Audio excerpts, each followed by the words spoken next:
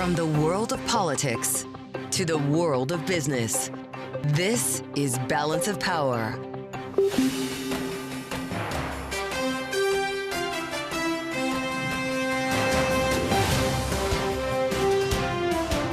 Live from Washington, D.C. From Bloomberg's Washington, D.C. studios to our TV and radio audiences worldwide, welcome to Balance of Power. I'm Joe Matthew. President Trump meets the Prime Minister of Italy at the White House, saying he expects to reach a trade deal with the European Union, but is in no hurry to finalize an agreement on tariffs. Tariffs are making us rich. We're taking in billions and billions of dollars while I sit here and talk to you. And as the president suggests terminating Fed Chair Jay Powell for not cutting interest rates, we'll discuss the independence of the Federal Reserve with Jared Bernstein, former chair of the White House Council of Economic Advisors in the Biden administration. And we'll talk about the market reaction with Sandi Bragar at Aspiriant. The White House trying to make the case that Kilmar Abrego Garcia deserved to be deported to El Salvador, while a senator from Garcia's state of Maryland is turned away from the maximum security prison where Garcia is being held. We'll explore the case with Annaluisa Padilla, former president of the American Immigration Lawyers Association, and with our political panel later on this hour. Thanks for being with us on the Thursday edition of Balance of Power here on Bloomberg TV and radio. Today, President Trump welcoming Italy's Prime Minister, Giorgia Meloni, to the White House as leaders around the world race to negotiate new tariff agreements with the United States. She's the first EU leader to meet with President Trump since last week's 90-day pause on reciprocal tariffs was announced. No new agreements were announced today, to be clear, but President Trump spent some time talking with the Prime Minister, said he remains optimistic that a deal would be reached with Italy and with other EU trading partners. Of course there'll be a trade deal, very much. They want to make one very much, and we're going to make a trade deal. I fully expect it, but it'll be a fair deal. Are they on your priority list? Everybody's on my priority list. I think the best way is that we simply speak frankly about the needs that every one of us has and find ourselves in the middle. That's useful for all. Together we are stronger, and I have to find a way. I'm here to find the best way to make us both stronger on the two shores of the Atlantic. Joining us now with the latest, Bloomberg's Wendy Benjaminson with me here in Washington. Wendy, it's great to see you here at the table. This is an important meeting. We're just trying to figure out exactly what might come from it. Does this end with exemptions? I know it's a word the White House doesn't like to use for Italy. No tariffs on wine and cars and cheese, maybe pasta. Or is she an emissary for the EU? Because this could splinter the EU. It really could. I mean, she's presenting herself as an emissary from the EU, but the more left-leaning nations are sort of like, don't help, Ms. Meloni. She comes at this from sympathetic to Trump's perspective. She's talked about making Western civilization great again, meaning America and Europe. And she is much more aligned with Trump's politics, which makes the rest of Europe very nervous. However, she also doesn't want tariffs on all those wonderful products we get from Italy that she talked about. Sure. And so, it's very possible that she will not reach a deal with Trump, and there will be 20% tariffs on top of the 10% tariffs that are already in place on Italy. Although she is proposing that she and Trump meet with the EU President von der Leyen, and that she could serve as a go-between with them. Trump, in his presidency, has yet to meet with the EU President, and they set trade policy for the entire continent. So it's a little odd that it's being splintered. So like the EU would have to sign off on anything involving Italy, essentially, right? So are we going to be talking about the Rome Accords at some point here? The president accepted the invitation. It's possible. It is possible. But, you never know these days, because he'll say, as he did last weekend, I am exempting, consumer electronics. Sure. Then said, no, I'm not. I'm just delaying them. It becomes very confusing to write all of this because it's changing even as we speak. This could have all been happy talk, and he's going to go away and say, forget Italy. I'm going to go ahead and slap tariffs on all that wine. We just don't know. Depends on his mood, it seems. Let's see if people are stockpiling their Chianti and Brunellos in the meantime. Exactly. Wendy, thank you so much. Bloomberg's Wendy Benjaminson with us on our top story today, and some breaking news now involving the sale of TikTok in the U.S. Here with the latest, Bloomberg's Mike Shepard. Mike, it's interesting. The president talked about it in the Oval Office today, said a deal would be good for China. Will there be one? Well, he believes that it would be good for China. But one of the big questions, Joe, is how do you get there? We see so much gap between Beijing and Washington right now over the tariffs, over a lot of trade and economic issues that have surfaced, this competition over advanced technology. And of course, TikTok is caught up in that mix. We heard earlier in the month, the president came up with what he viewed as, with his team, a proposal that would help TikTok avert a ban here in the U.S. and allow it to be sold to American investors here, with the algorithm still in Beijing's hands, perhaps, but under some sort of control and security supervision by Oracle. Now, the big hiccup is this. TikTok's parent company is Chinese, and China would ultimately have some say-so over this. Yeah. And in trying to get this deal, they would need Beijing's approval. Now, we did hear from China earlier this week when it comes to the question of trade and tariffs, and they are not happy. They are willing to speak with the United States, but they want to make sure that the engagement touches on a couple of key areas. One is this tech competition. You and I have talked in the past about the increasing export controls that are being put on American technology that could be sold to Chinese companies. We just saw NVIDIA acknowledging further restrictions that are curbing its ability to sell advanced computer chips in China, and that is a sticking point for Chinese officials.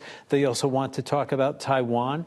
They want to make sure that they have somebody who is an interlocutor for the U.S. government, but who was not named Donald Trump. They want a senior official.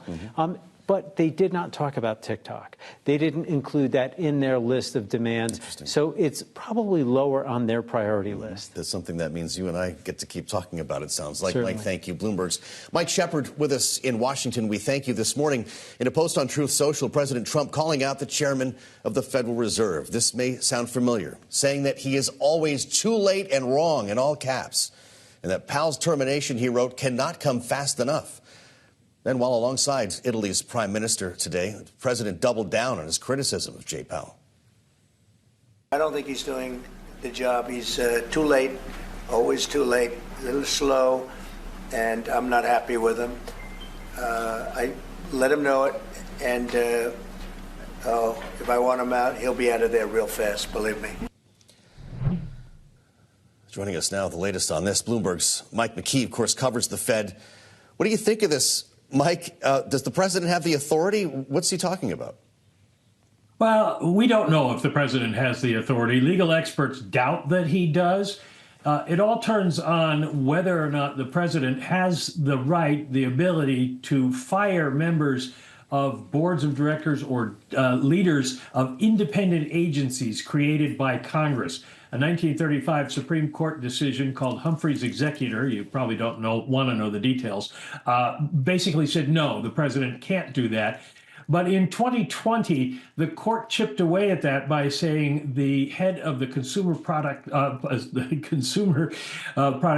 Safety, CPFB, safety board. Anyway, the financial protection could be fired by the president because they were just a single administrator, which made them under the executive. Now, Jay Powell is chair of the Fed, but the Fed has a number of different jobs, and they don't make decisions except when the board votes or the Open Market Committee votes.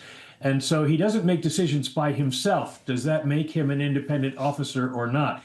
There's a case right now about the National Labor Protection Board, whether he could fire the director of that. He did. Yeah. It's pinging around the courts. And the question is, if the court decides that she could be fired, could Powell be in jeopardy? Powell doesn't think so. Apparently, Mr. Trump does. Fascinating situation we're in here. Bloomberg's Mike McKee. We thank you for the update. And coming up on Balance of Power, we'll continue the conversation about this very issue. The president's criticisms of the Fed chair and the independence of the Fed with Jerome Bernstein, former chair of the White House Council of Economic Advisors in the Biden administration. He's with us next on Balance of Power on Bloomberg TV and radio.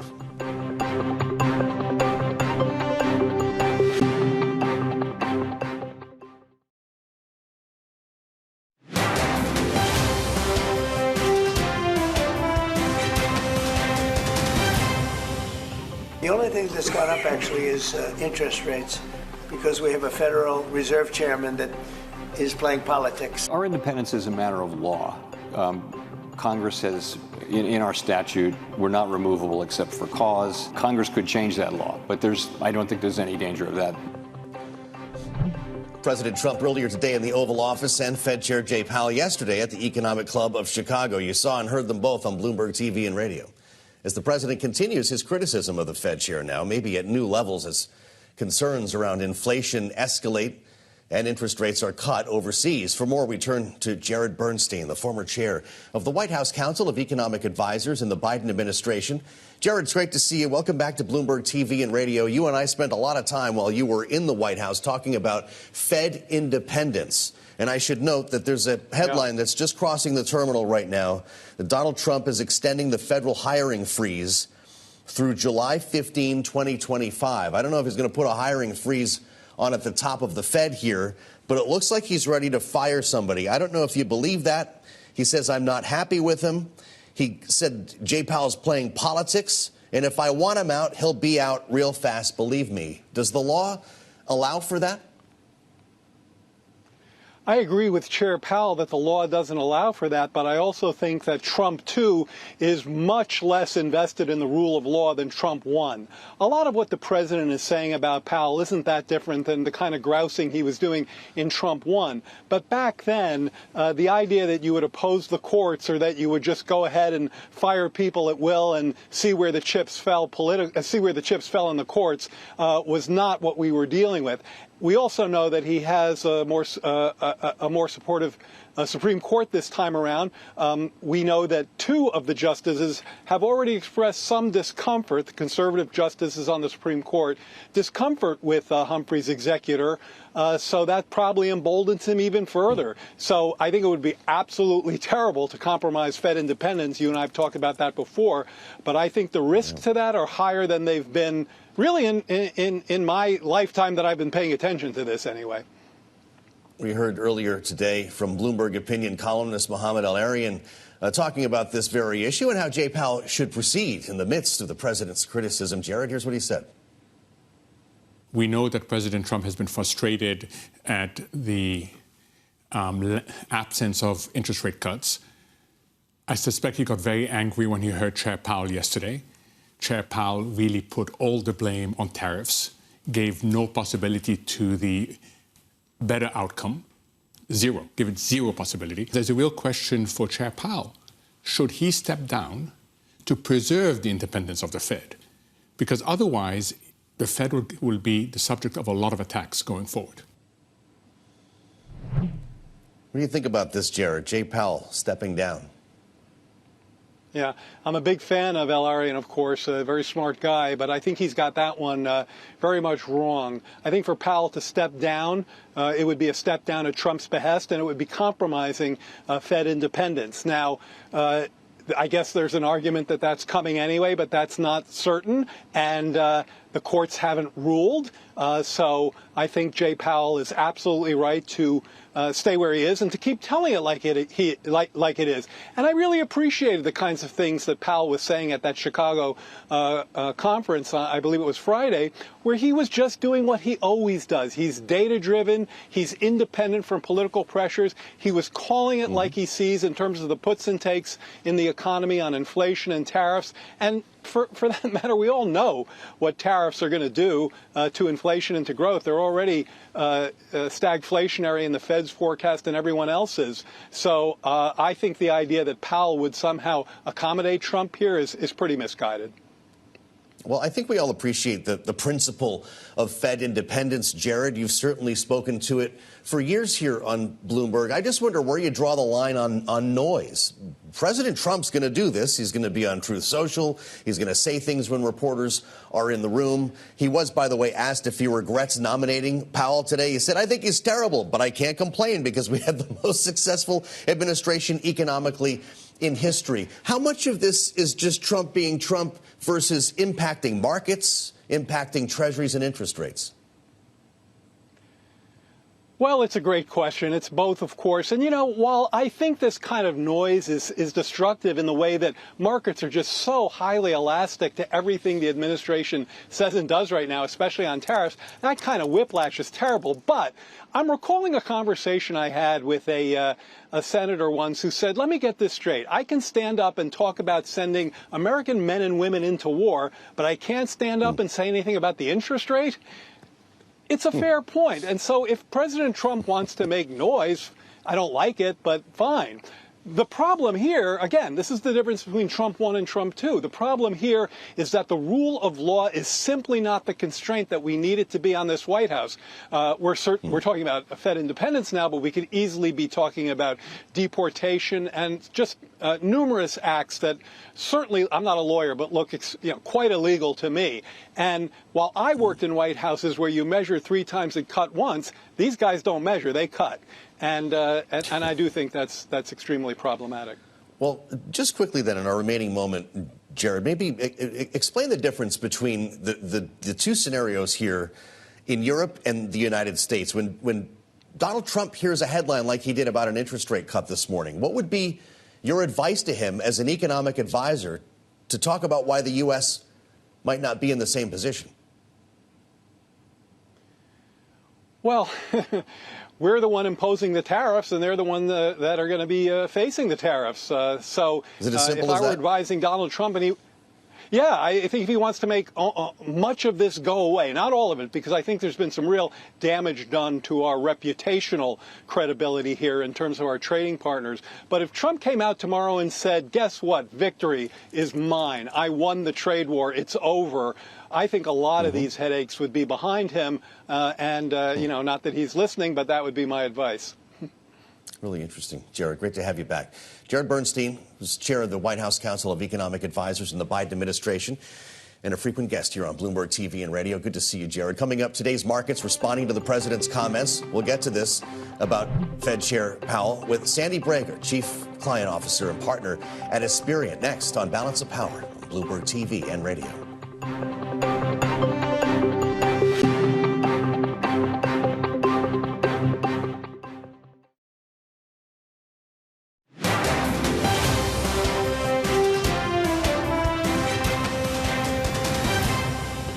As much as they say we're not looking at markets, they are looking at markets. And I think last week's bond wobbles was evidence of that. US markets in general have done a lot to reflect the fact we're in a new regime of uncertainty, but it definitely has not done all the heavy lifting to reflect all that negativity.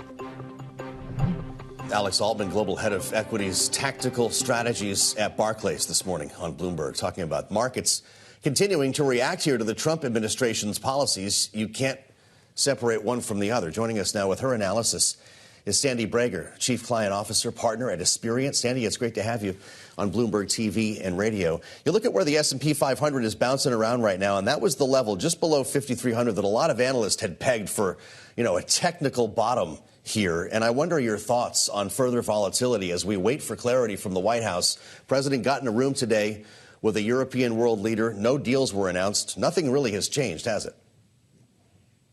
There's still a lot of uncertainty, Joe, all over the economy, all over the market, certainly in businesses and in the minds of our clients who are corporate executives, family business owners, and entrepreneurs. There's just a lot of unknowns, and we think that's going to continue to make the markets volatile until there is some clarity. And we're not quite sure when that's going to happen. And our best advice for our clients is to remain very well diversified in their portfolios.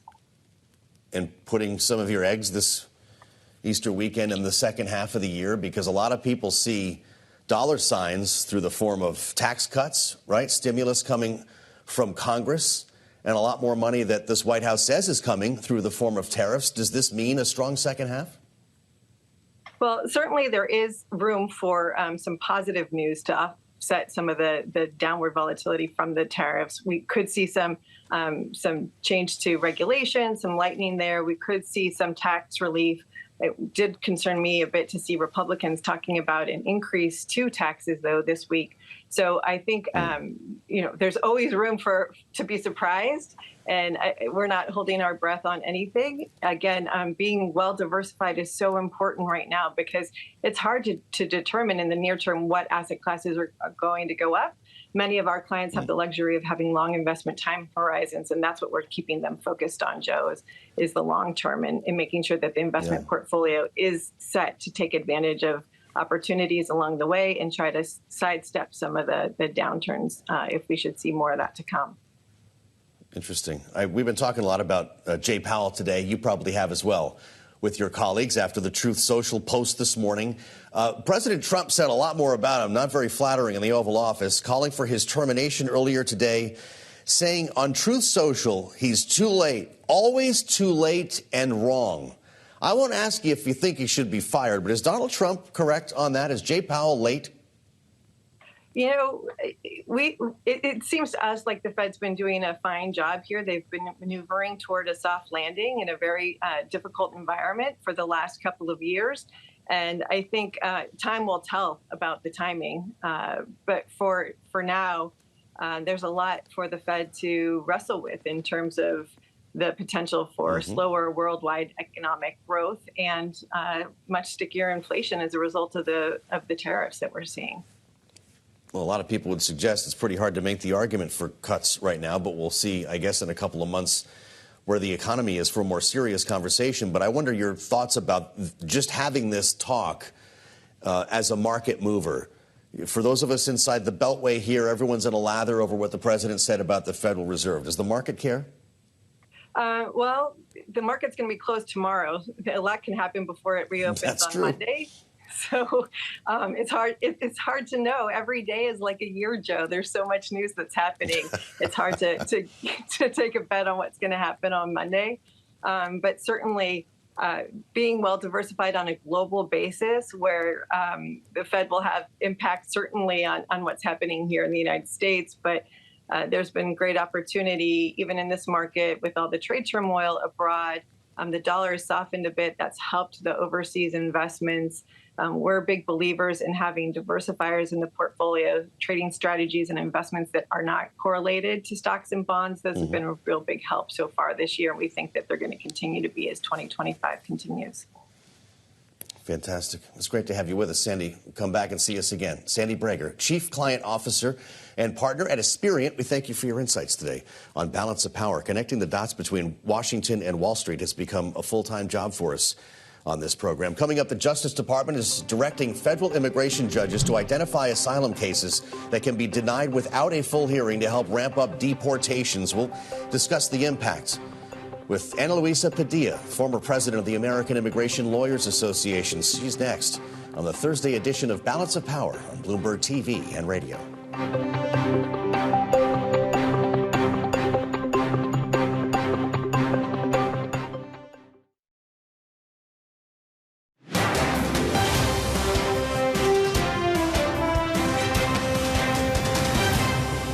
We're the only country in the world that does this with Birthright, as you know. And it's just absolutely ridiculous. But, we'll see. We have very good grounds. Sir, people have wanted to do this for decades. That was President Trump just hours after taking office, that first flurry of executive actions on January 20th. In that case, an executive order to restrict automatic birthright citizenship. After a legal challenge today, the Supreme Court announced it will hear arguments on the case that could upend a long-standing constitutional right. Joining us now with the latest, Bloomberg's David Voreacos. David, did you see this coming? A lot of folks expected this would have to go to the Supreme Court.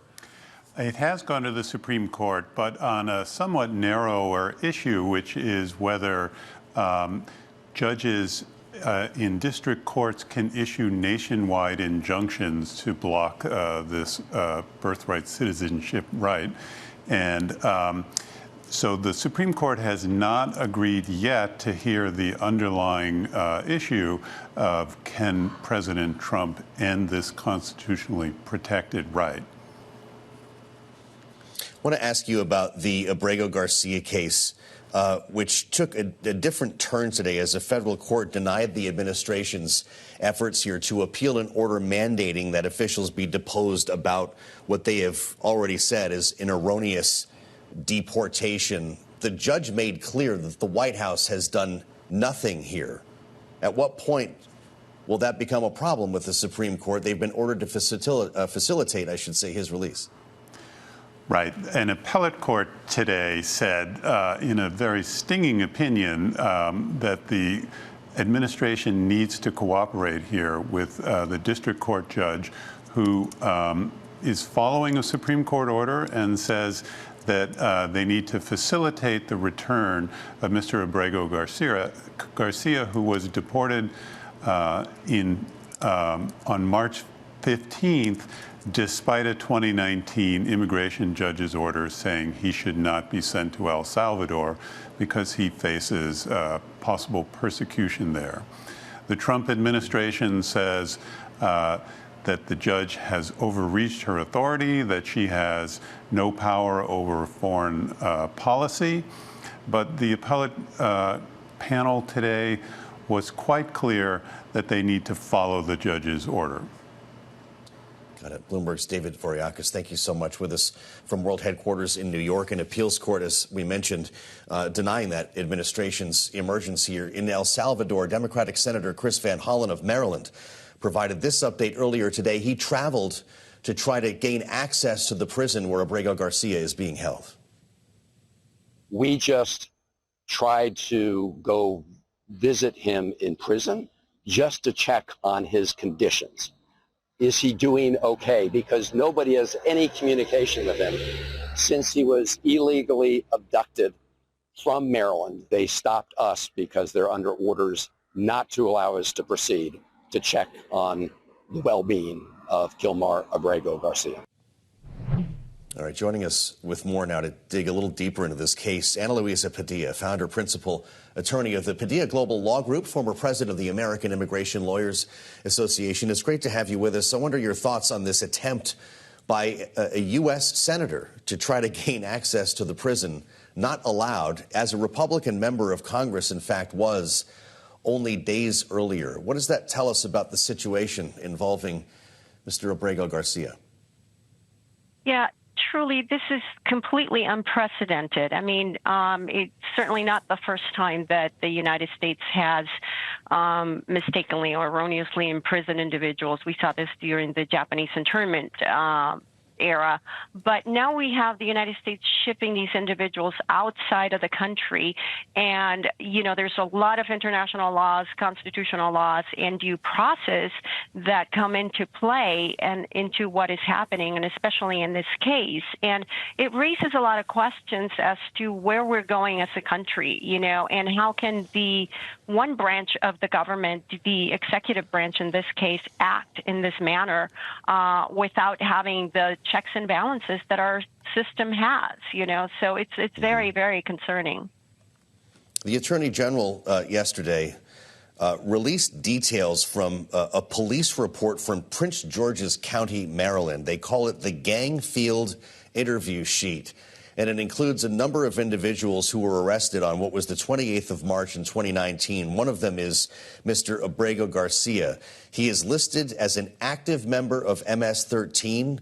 His nickname and rank are both included here. They refer to the clothing that he was wearing and say in no uncertain terms, he's listed, identified as a member active MS-13. This is part of the evidence that the administration is putting forth to suggest that a gang member was, in fact, deported from this country. What's your reaction to this, knowing that he was not convicted?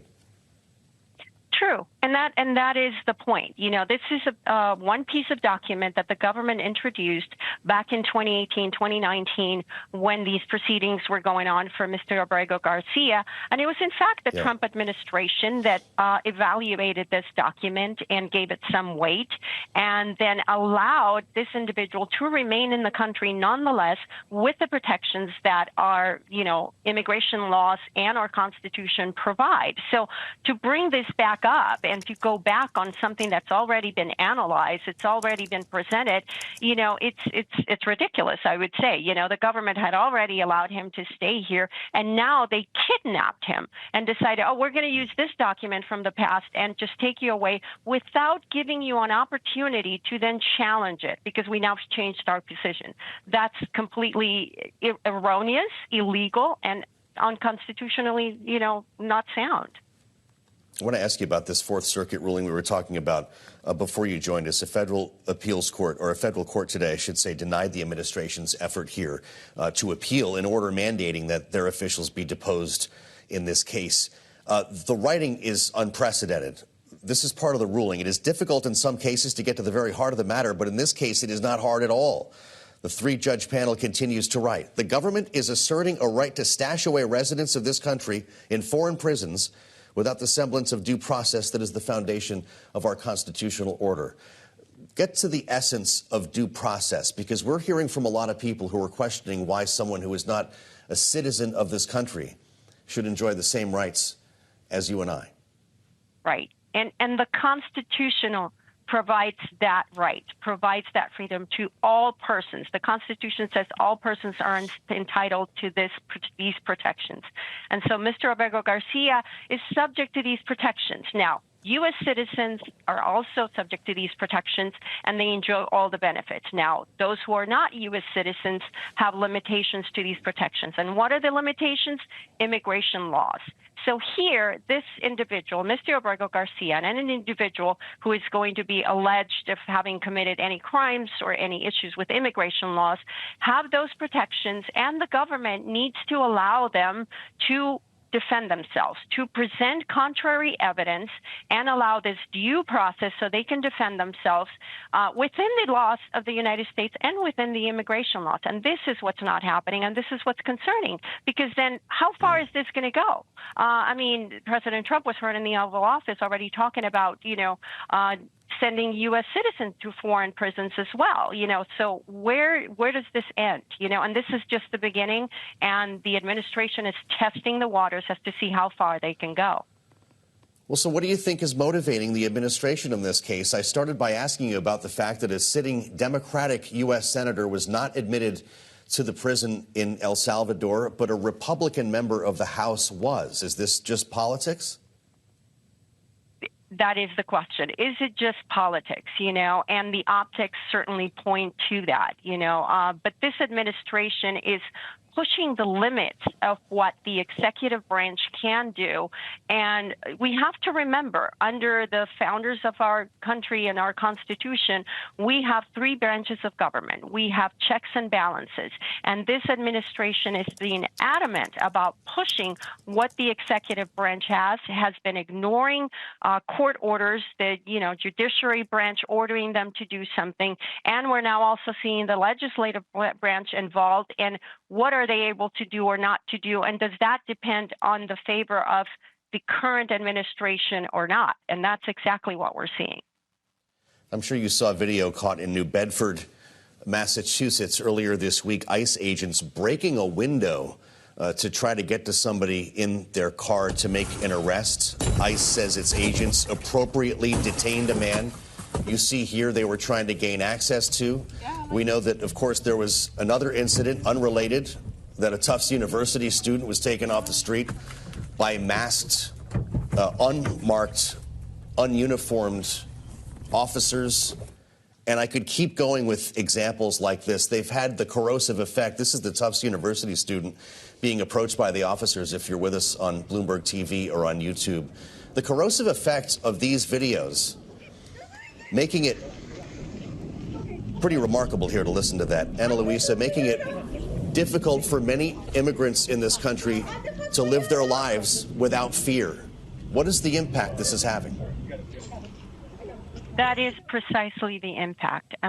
Fear and chaos in the communities. Again, we're talking about communities where we all live, not just immigrants. So this affects everybody in the United States, not just immigrants. And what is the fear? You can have anybody on the street come and knock on your car, on your door, and break the window just because you look different from what that community is supposed to look like. And what does that mean? What does it mean that look different? Brown, black, what does that mean? And just on that basis, these individuals are going to be, law enforcement claiming, are going to be able to break the window in your car without probable cause, without really anything to really effectuate what's going on here. Citizens are going to be scared. This is just uncalled for. I'm glad you could join us to talk it out. Annaluisa Padilla is founder, principal attorney of the Padilla Global Law Group, former president of the American Immigration Lawyers Association. We thank you for the insights. Coming up on Balance of Power, President Trump doubling down on his criticism of Fed Chair Jay Powell today. It's one of the big stories we're covering, and we'll get into it with our political panel next on Balance of Power on Bloomberg TV and radio.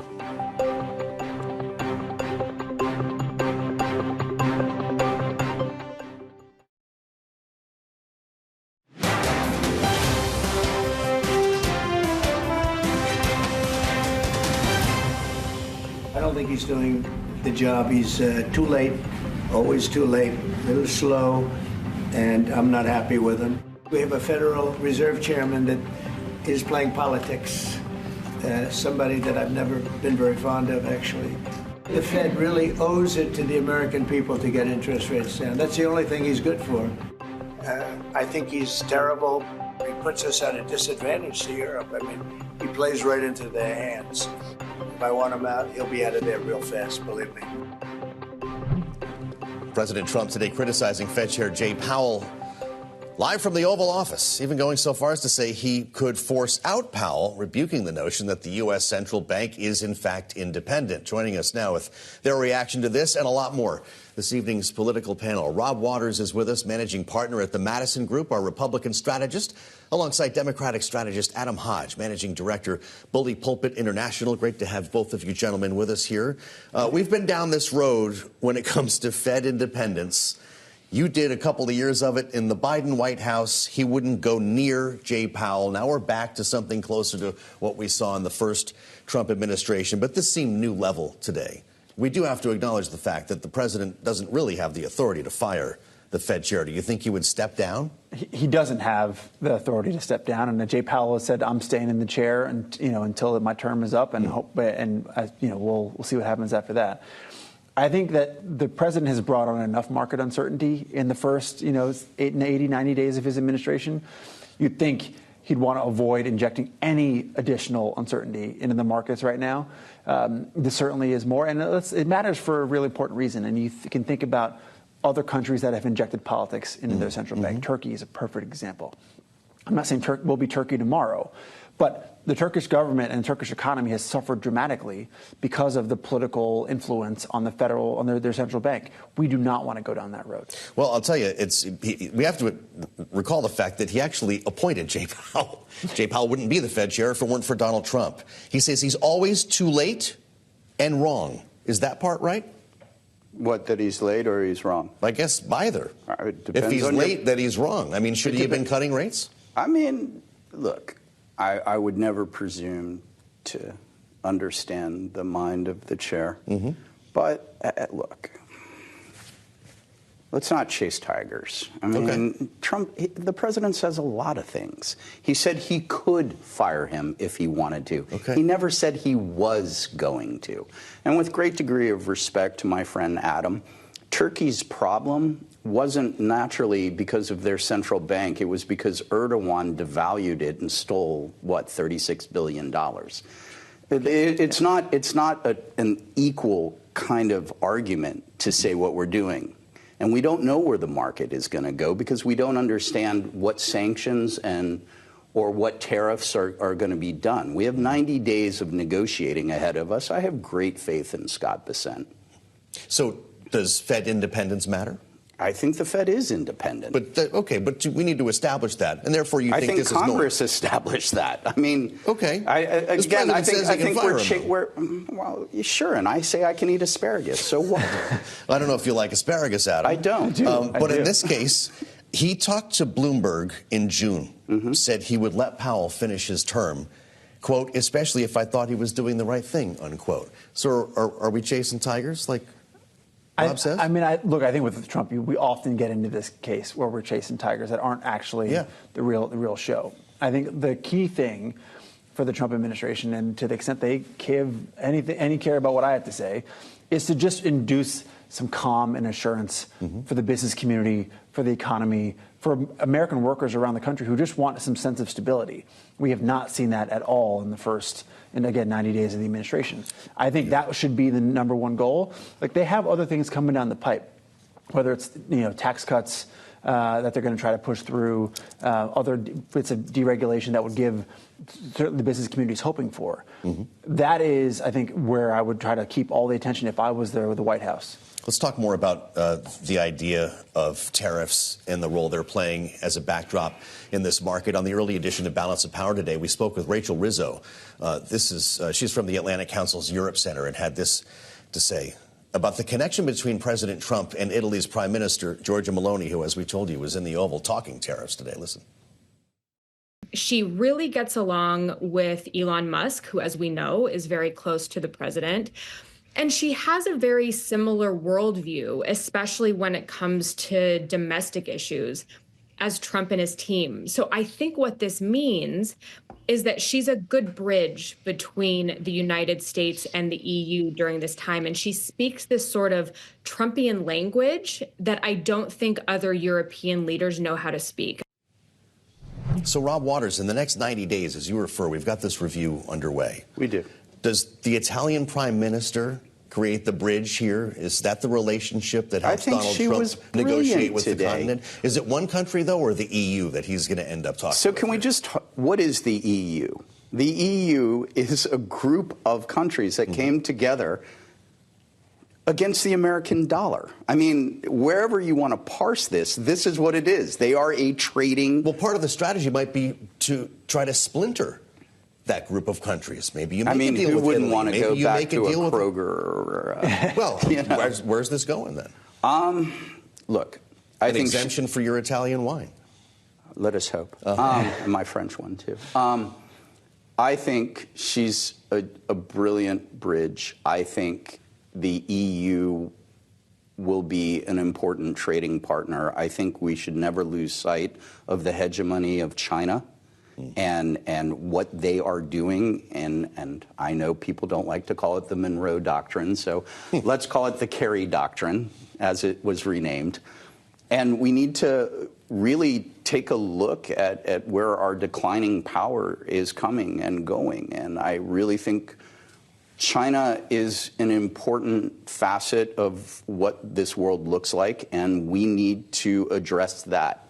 We need to do it with our partners. I couldn't agree more. And I think that is why I think some of the trade drama over the first 90 days is problematic, because it doesn't give Europe a whole lot of interest in working with us on some of the bigger challenges that we have. I mean, in the Biden administration, one of the key deals on the reasons we did the Boeing Airbus pause was because we recognized together that COMAC was a bigger threat to our collective ability to produce airplanes. The same is true on solar, the same is true on chips and AI, the same is true on a whole bunch of other key sectors in the economy. So I think the impetus should be to try to get them on board, and Europe needs us as well. This is not just a solo trip here. The key thing, though, I keep coming back to is any big deal that are just tariffs with either the EU or another country, Congress is going to want to have a say. And any adjustment the law says, has to get passed through Congress. Yep. In this environment, I think it's very tough to imagine you get Democrats and Republicans on board for a tariff deal. Really interesting conversation. We're out of time. You still think this is a negotiation, right? I know it is. There you have it from Rob Waters and Adam Hodge. A great panel, and great to have you with us this evening on Bloomberg. Coming up, we'll look ahead to what Washington is watching over the weekend. Yeah, it's almost the weekend, a long one. Next on Balance of Power on Bloomberg TV and radio.